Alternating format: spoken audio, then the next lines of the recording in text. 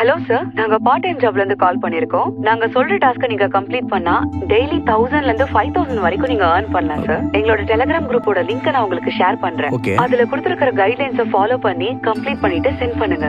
Sure ma'am. Ma'am. Hi sir, உங்க task நீங்க சூப்பரா கம்ப்ளீட் பண்ணிருக்கீங்க. உங்க வாலெட்ல 5000 ஆட் ஆயிருக்கு.